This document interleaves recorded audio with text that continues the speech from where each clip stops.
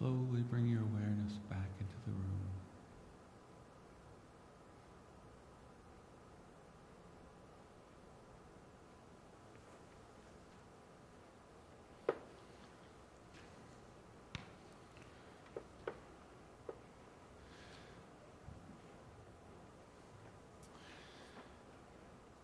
If you have not yet picked up a glass or container, sitting right over here, there's a selection of them. If you want to wander over there and do that while I'm doing the announcements, that would be grand.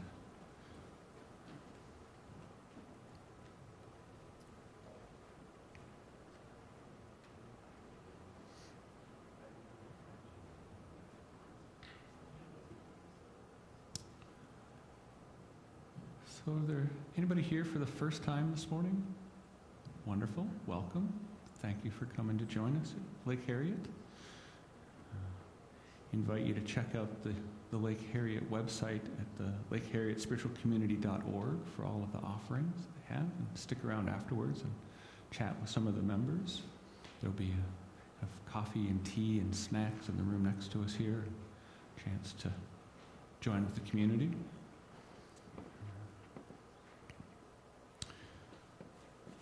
Our yearly Conscious Living Expo is coming up April 2nd. We're looking for volunteers. There are still some vendor spots left. Please see Gary or Jay for more information. Flyers are in the garden room. And let's see, did Gary wander off? Gary wander off. Jay, maybe you could just raise your hand. And then also...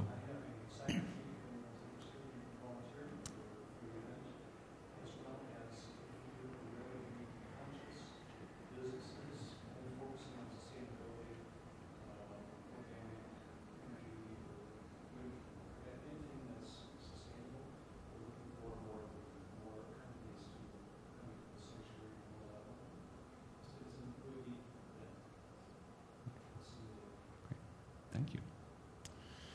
All right. And please join us next Sunday. Jim Albani will be here leading the healing and toning service for the 9 o'clock service. And Master Lin will be leading the 10:30 a.m. service next Sunday. Master Lin. And then today at the 10:30 service is Molly Friedenfeld will be leading the service today. All right.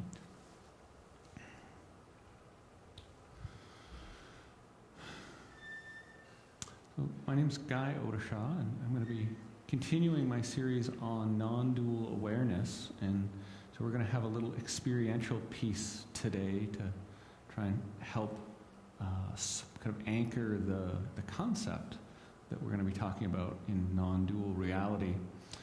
So I could use, speaking of volunteers, I could use 2 volunteers to distribute a little bit of water for the containers. So maybe, yep, great, wonderful, thank you. Jay.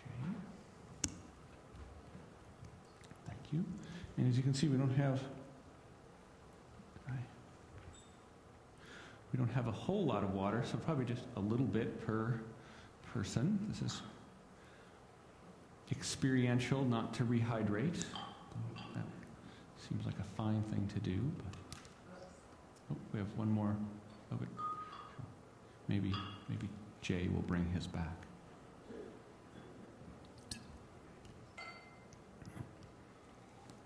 Lisa's there for you.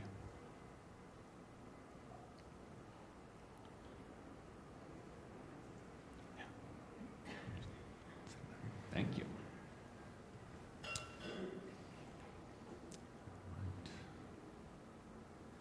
Thank you.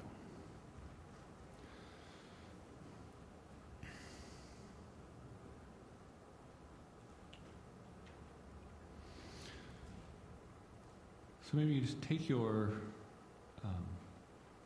container and just kind of hold it up a little bit so that other folks can see it, and take a look around and just see what other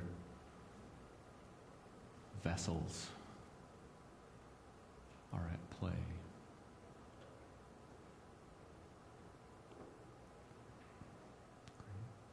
And maybe just take a moment and notice some of the characteristics of your own.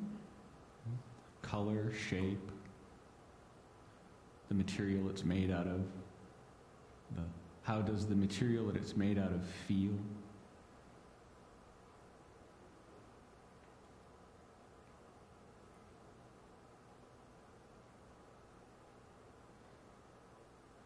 Temperature, texture.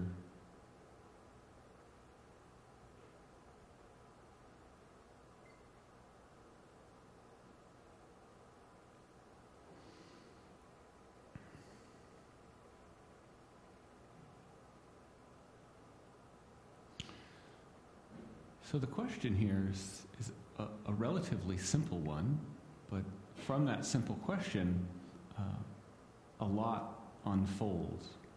In particular, in our nature, as we hold a more kind of dualistic perspective and go about our lives as most all of us do, in that dualistic perspective. And then, from that very same experience, what is the non-dual perspective, and what comes forth from that perspective from this same question? So a simple question is, what's different? Same question another way. What's the same about everybody's glass of water? What's the same, or what's different? Right? What are the characteristics? And if you were to make a list of the characteristics, my guess is there would be a long list of ones that were articulated the differences, and a very short list of ones that were the similarities. So, as I said, you may notice that the difference is the container itself. What does the glass look like? Its color, its shape, the material it's made out of. Even, right, you might think of the shape of the water itself. Like, what is the shape of the water? And, well, it's glass-shaped, right? Whatever the shape of the inside of your container is, that's the shape of the water. But the shape of the water from everybody's glass is different. Right? The amount of water, quite likely. Right? Quite unlikely that anybody got exactly the same amount of water as anybody else. So the volume of water is different. The shape of the water is different. The containers are different for the most part. Double up a little bit on some of them. How about the similarity? Anybody have a sense of the similarity? Anybody read ahead? Know what the answer is? Okay, so qualities of it, yep, which is, perhaps true across much of the spectrum, but there are some non-round containers. So,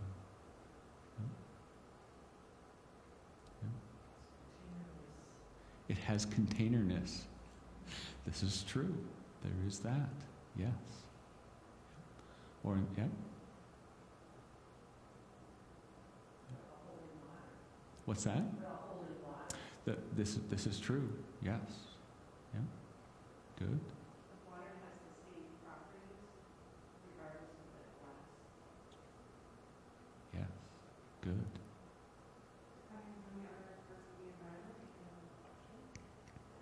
Yes, maybe containing a reflection. Yeah. Good. So qualities. Yeah. Yeah. So this is good. So you guys, some of you are kind of getting to a step behind the external kind of objective qualities and getting into the nisses, right? The containerness of it, right? So some of the what's behind. So in the traditions, the quality that is kind of used in this example, right, is the wetness. Right? The water is equally wet across all of the glasses. And you say this is a quality of water, even the water that's not here contained in a glass. That this is a quality that all water shares, is equally wet. So in the Buddhist tradition, they have a phrase they call one taste. Right? So this is kind of goes in the category of that teaching, right? This idea of one taste, that all of existence has one taste. Right? That here in our example, it's not so much a taste, although the example of water, you could taste it, but you might find different waters taste differently. So our analogy breaks down. But it is all equally wet. Right? But same concept. Right? That there is a quality that is similar, that is even the same across.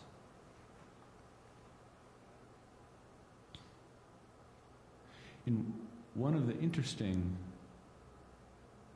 things that we're going to look at today is our tendency to ignore the sameness and look at the difference.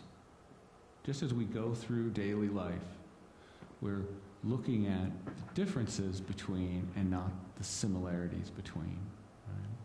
So in the traditions, they use this phrase called the special characteristics. Right? So when we look at the different glasses, what we're noticing initially are the special characteristics. One is glass, one is plastic. It's tall, it's short, it's clear, it's opaque, it's colored, right? It's teal, it's orange, right? So those are the special characteristics. And those are the things that we tend to notice, right? If we take away the word differences and replace that with this phrase, the special characteristics, right? If we look at people, we tend to notice maybe their gender, their skin color, right? Their height, general shape and size and dimension and proportion of the body. Right? So these are their special characteristics. Right? This is all the time what we're going around noticing. But at the same time that we're doing that, what we're not noticing is the wetness. Right? We're not noticing that which is the same. That which, if you take away all of the special characteristics,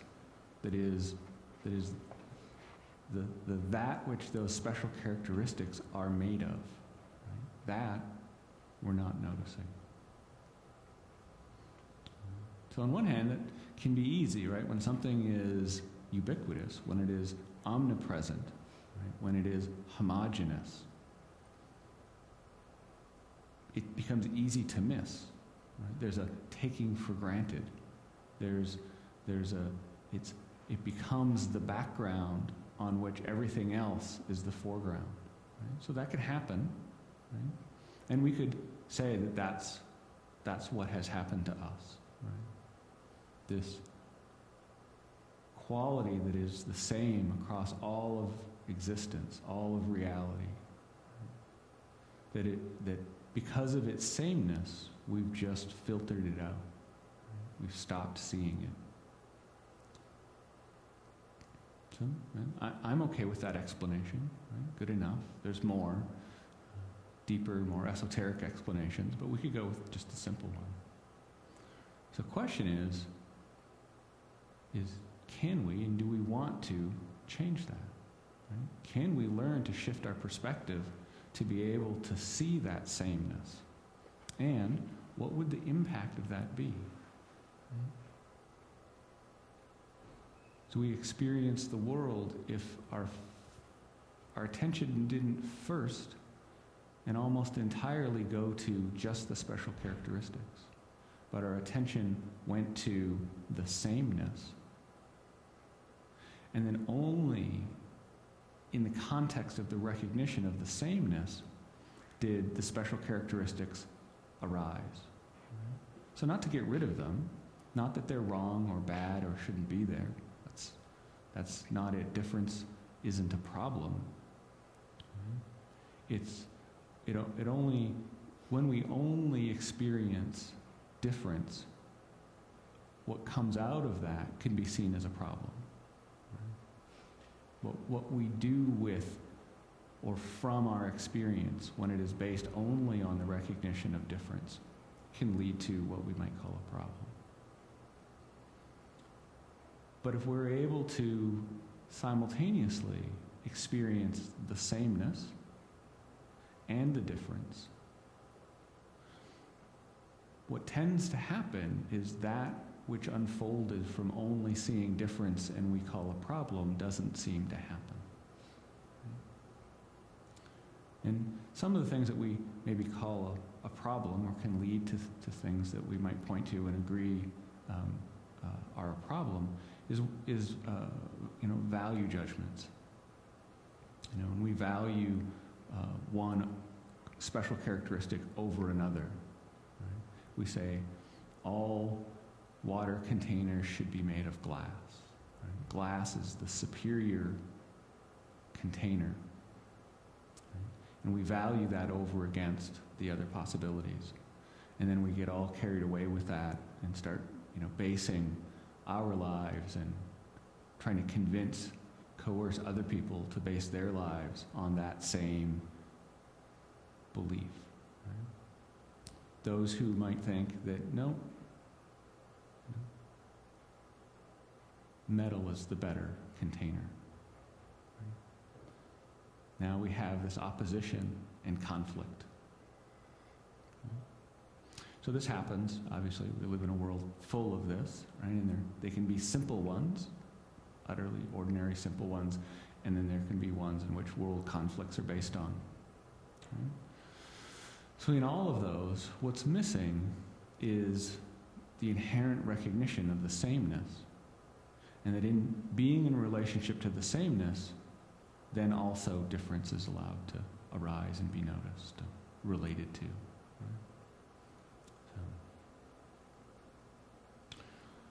So to take this out of the world of water containers and into the traditions of spirituality.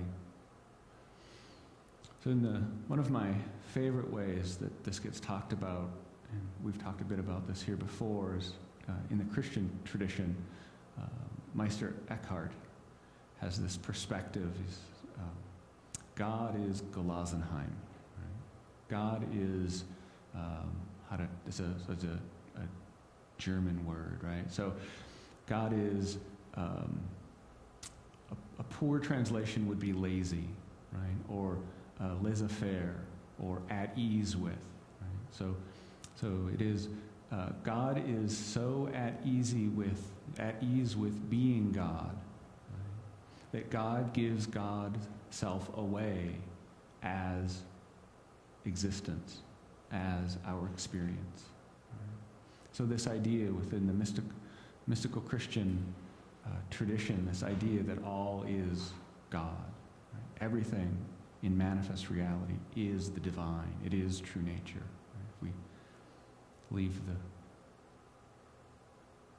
Christian tradition and talk about the Eastern traditions and maybe talk about true nature, spirit, manifest existence. Right? That everything is true nature. True nature is so at ease with itself. True nature is always giving itself away as us, as our experience. Right? So although manifest reality is replete with difference, with particularness, this is different than that. Right? And all of that is true. And again, not a problem. But it is all true nature. Right? It is all God. It is all the divine. So that's the wetness. That's the one taste. Right? That's what this particular perspective of non-dual reality is inviting us to, is to recognize that sameness. Right? To recognize the divinity in all that is arising. And we tend to think of that in terms of people, right? Recognize the divine nature of each person. And that's good, but I think it's equally good to recognize that in all of manifest reality. Right? So certainly we could say, talk about the planet in that way, right? Global warming, the question of what are we doing to the planet, right? not just the planet. I mean, what are we doing to the place where we live? Brings the question a little closer to home. But we can relate to the planet in the same way, and all life on the planet, the planet as a living system, and see that it is no more or less divine than any person. Right? And can we relate to the divinity of that? Right? And it seems easier to connect to that because we're kind of personally involved. Right? Our own individual life depends on it. But, can we find the same feeling in Jupiter? Right? Can we relate to it even though our survival isn't, today dependent on it? The truth is still there. It is equally divine. It is no more or less God than the earth is. Right? And on and on and on through all of the universe. All kind of physically manifest existence, but then there's the non-physical. Right? There's the subtle realms and the causal realms, all of the non-physical reality that are equally the same, all equally wet, all equally divine. It is just true nature arising as all of these different forms. So the call of the non-dual perspective is to come to this disposition, right? To find a way to relate to this principle, right? This oneness that is behind everything. Find at least one place to focus on it, to find it, to touch it, to make it tangible, palpable in the immediacy of your experience. And then from there, expand. Be able to begin to practice to recognize that in a next thing. And then a next, and a next. And through continuous practice, we begin to grow the capacity to recognize this everywhere, in all of our experience, at night, dreaming. To be able to recognize true nature in your dream.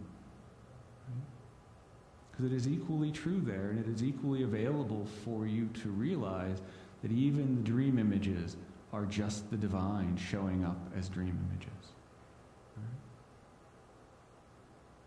So this is the ask of this particular piece of the non-dual tradition, is to wake up to this. And then the why of it is left kind of open. I mean, over the centuries, many, many, many people have articulated a why. But I like to just leave it open, find out. Right? Not to practice, to strive for this perspective for some reason, right? For world peace. Right? Not for that. But for the experience in and of itself. Right? For what becomes possible when this is your disposition. That kind of openness to allow it to be anything, that it could unfold in any direction. Because that's to stay in alignment with true nature. That's what true nature does. That's what true nature is always doing, is just spontaneously unfolding without pre-planning, just fresh, spontaneous, arising, flowing. So we want to come to the same perspective in that same attitude. Right? So not to do it for some reason,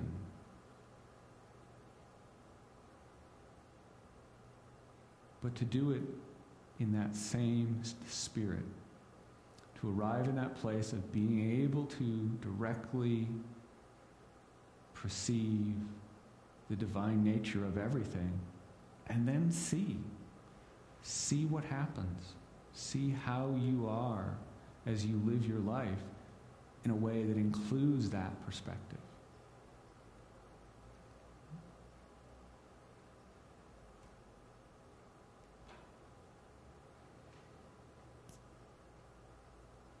So we're going to do some exercises this morning. We're going to look into this and see if you can get a sense of how is this in you?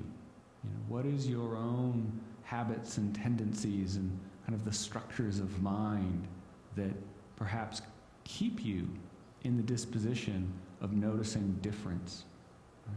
Of perceiving through contrast as opposed to also perceiving this sameness. Right? You want to look and see what are perhaps some of the structures, the barriers, the patterns, the beliefs that constrain that perception. And, our hope is that in seeing the barriers, that you can begin to see through the barriers and allow them to drop away and return to the natural state. Right? We want to keep in mind when we're doing these exercises is you're not trying to get something.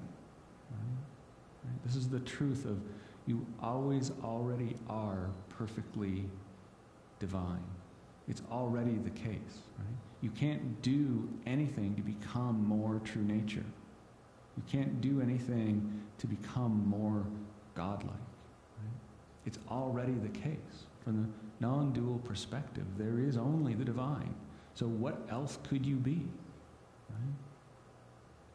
So you're not doing anything to try and get there. Really, all you're doing is kind of cleaning house. You're just washing the windows. Right? You're just clearing off the debris that has clouded this perspective. Right? So sometimes we do the exercises, there can be an effort to try and get to the answer, to have the answer, to get to the truth. Right? And there's nothing wrong with that, but I want to also equally encourage you to just be willing to see your own barriers, right? Just to see that which is in the way. So it is only when you can see it that you can let it go. And in the letting go of it, you become more transparent to that which you already are. Right? So you're not trying to find some of yourself. You're just trying to let go of that which really isn't you. Right? Just a mistaken identity. It maybe had its time for a while in your life, it served you, but you may realize in any moment that it's not helpful anymore. Right? And so in seeing that, you can just let it go. Okay, so I'll read to you your questions, and if you have something to write this down, go ahead, and if you don't worry about it. Your partner may have written it down, or I'll read it back to you at the time that you need it.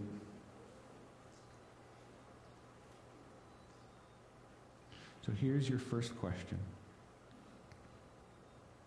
What is right about only seeing the differences? What is right about only seeing the differences?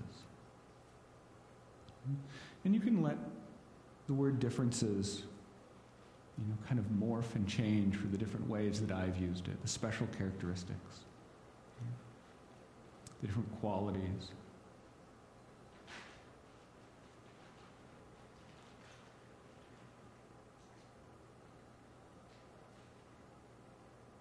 Second question. Tell me a way you resist seeing the sameness. Tell me a way you resist seeing the sameness.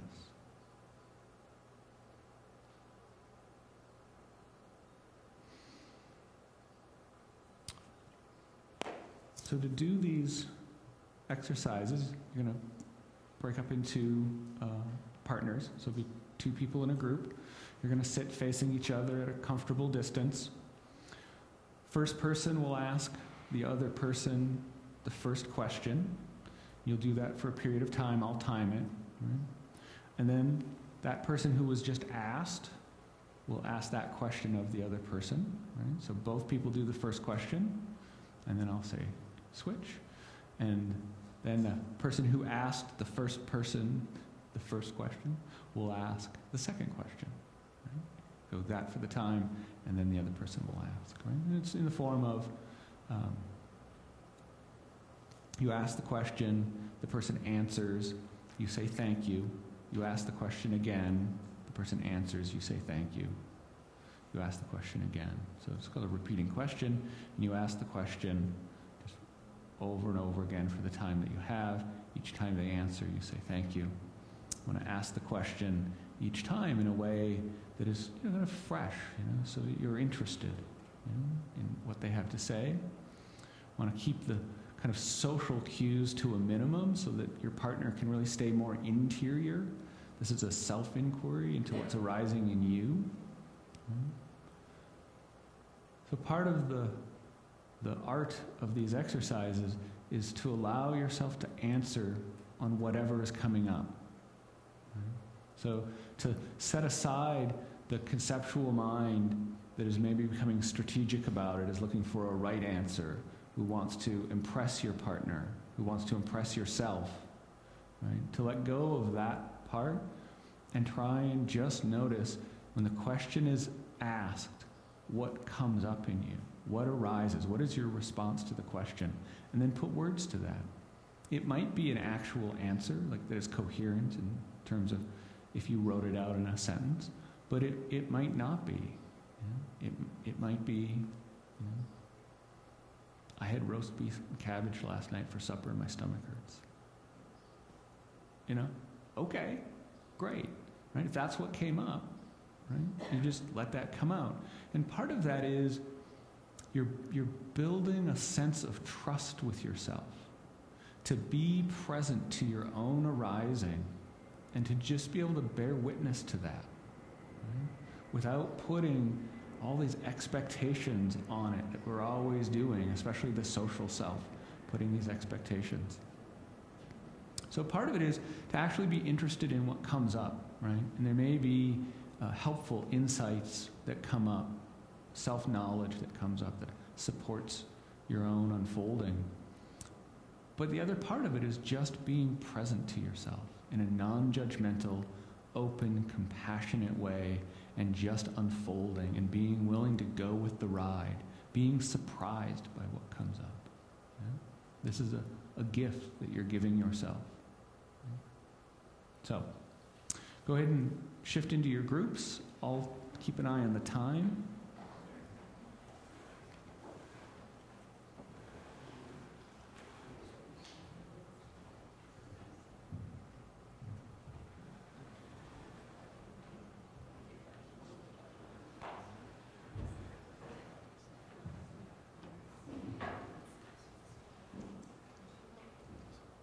Okay, so just to let you know,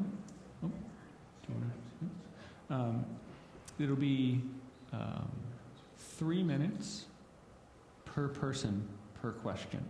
Okay, so you have 3 minutes. I'll keep an eye on the time for you. The first question again is, what is right about only seeing the differences? Okay? Away you go.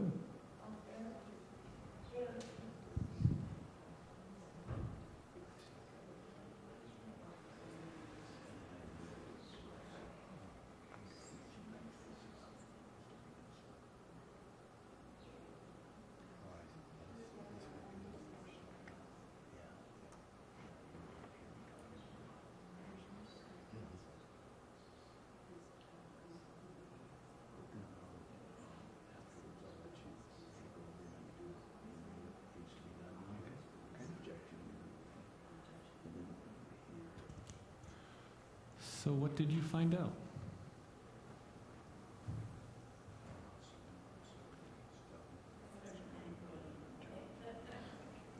Fantastic. Mind-blowing. Sure. She said it was kind of mind-blowing in a way. If there was any more you wanted to elaborate on that, or if...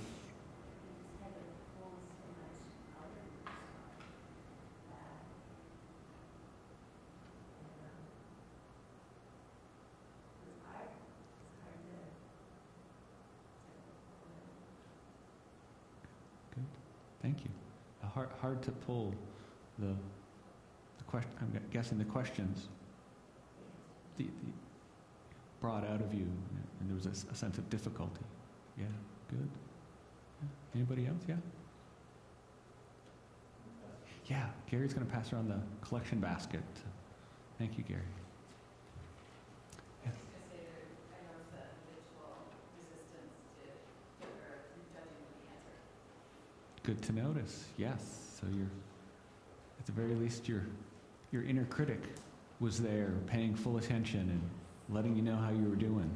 Good to notice. Yes. Yeah.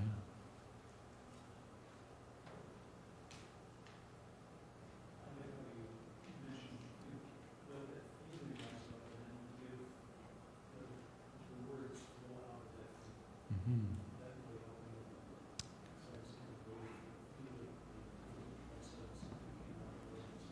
Yes. Very good. Yeah. Yeah. It's a wonderful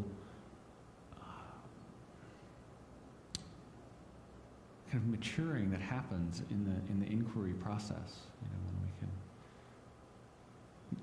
There's nothing wrong with it being a mind exercise. There's nothing wrong with mind, but as we can add in more parts of ourselves to it, the inquiry just becomes richer and deeper and more fruitful. And so kind of letting the feeling side come up. Great. Yeah. Good. Yeah.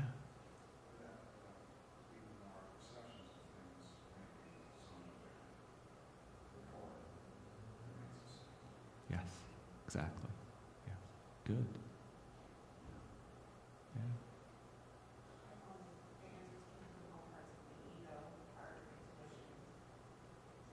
Yeah. Yeah, good. So it's another, I think, kind of gift of the exercise is you have a chance to kind of be with the whole choir inside, and it's a chance, as you do more of it, to notice that there's a you, who's a constant, and there's all these parts that have opinions and beliefs and whatnot, but it's all you. It's just you. Yeah. So it's a beautiful part of the exercise it allows you to get in touch with the one constant you in the midst of all of the partness. So, yeah, good. That was interesting for me. The first question that came up was that I needed to be able to figure out the differences. I was walking on the path. I needed to know if it was flat or if it was uneven, and what the qualities and textures were, so that I would stay upright. And then, as I was asking the second question, I realized that really it's a zoom in, zoom out. It's a constant. Yes, I need to see the whole path, not the entire, but just the ability to look at the part and the whole at the same time, to be able to keep reassessing Right. and seeing it as the whole thing. Right. And it was just interesting that a path came up, that a walkway. Right. Yeah. Good. Yeah. So one part of that arises for me is just that there's just a pure functionality of seeing difference. It's just we have to navigate the world, right? And so we need to be able to see that and take it in. So we don't want to get rid of that.